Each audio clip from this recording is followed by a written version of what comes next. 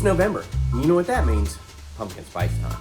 We're gonna put a little bit of this in the coffee, and then we're gonna get straight to work. No, that's garbage.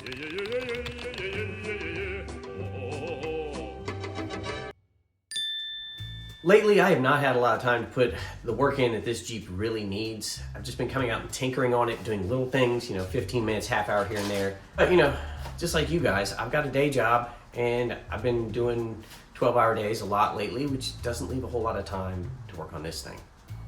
But today I'm gonna walk you around and show you the little things I haven't been able to do, and then I've got a V-belt that needs replaced, and hopefully we'll be able to put that on. That's probably gonna be about all the time we have on this one for today though, because again, I don't have a lot of time to do a lot of work. One of the first things you'll notice is the bumper's missing. That's for a couple reasons. First reason was that there was only one bolt actually holding it on. The others were rusted and sitting there, but didn't have any fasteners. Sure, why not? Second is I plan on cutting this 2x2 inch square tube down and welding it in so I can put a winch on the front. I don't feel comfortable just welding it to that cross member, even though I probably could. So I'm gonna add another strength member and we'll use that. Second thing is, I've got my cold air intake installed. That just means I found some dryer hose that I could use. I did have one big warm dry clamp left, but I did not have a second one, but luckily I had a first aid kit left over. Nice tourniquet, just right there. But I've been thinking I probably need to write the year of the Jeep on this as the time. I think 1981 will go perfect on that. The other side over here, I did finally get a battery hold down for this. This battery's not gonna fall out anytime soon. Not that I even drive it for it to fall out, but if I ever drive it, that battery will be safe. I did have time to finish getting this passenger seat installed, and it's still on the factory base, so it tilts forward. See? It tilts forward. Huh. Not that there's a seat back here to get to. One other thing you might notice is there's a big piece of metal in the back of the Jeep, but some of it's missing or extremely rotted. Well, what I did is I found some frame rot and I've been slowly fixing on it. This is the first piece I cut out. Let me show you how the patch looks. And that patch piece is right down here on this rear frame. They're a box frame. They get full of mud and dirt and salt and everything else, and they rot. And you gotta fix them. My welds aren't the greatest, but that's not too bad for me at least. Then I've got the heater box put back together. I cleaned out all the mouse nests. I figured out that blower motor will work if I hook it up direct to the battery, which means it's probably garbage, but what I'll probably do is I'll probably end up taking this out, putting a toggle switch in, and running a relay and a fuse over to that blower motor. That way I can run higher amperage and burn that motor out quicker. That way I have to replace it and then do it the right way. Also, just a little thing, I found the windshield hold down knobs used on eBay. It was like 10 bucks, so that was a win. On the electrical side of things, this is the ignition switch at the base of the column. That yellow wire, that basically goes over to the voltmeter and then runs everything with key on, engine off, or key on, engine on, really. And it was plugged in over here and had battery power full time. And the problem with it being hooked up to battery instead of ignition is that anything that could possibly be hooked up to it is constantly on and it drains your battery.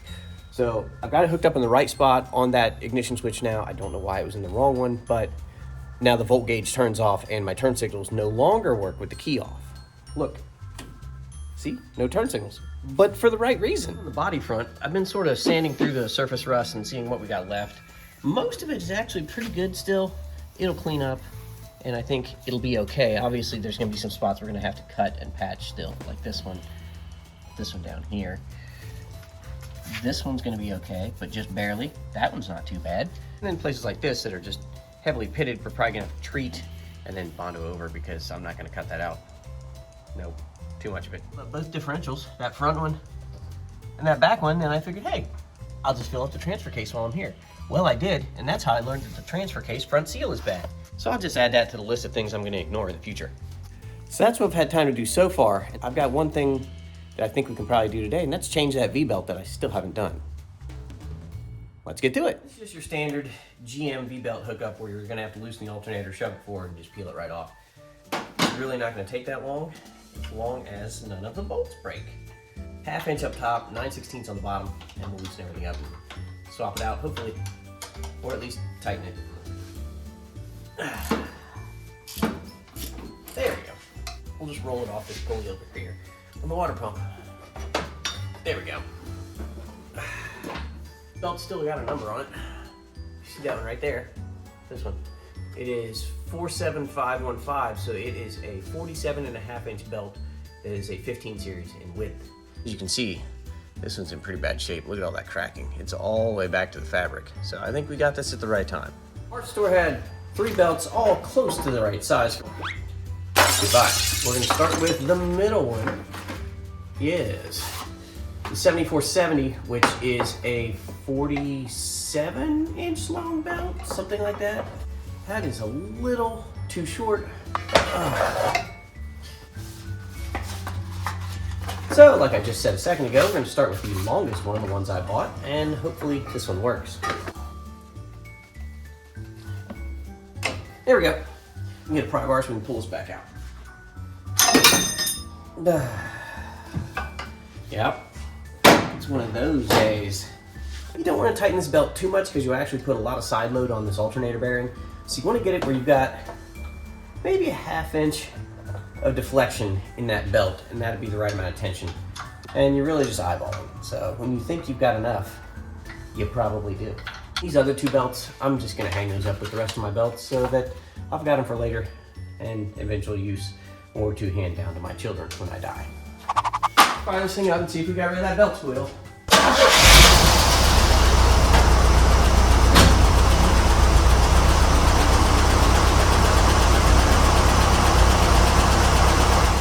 We did indeed get rid of that belt squeal. That's just one more tiny thing out of the way, so we can cross it off our list, which I don't really have. If I had a list, I would have crossed it off today. But it means we can move on to bigger and better things, which by better, I mean making the Jeep better, not that they're better to do or more fun by any means. I've got 2 frame patches to put in, and we need to put this front bumper strengthener on so we can do a winch. And after that, who knows? There's I really do need to make a list. There's lots of things. Okay, I'll make a list for next time. Probably not, but maybe. So then, I'm gonna put together a to-do list, and you go work on your to-do list, and I'll see you next time.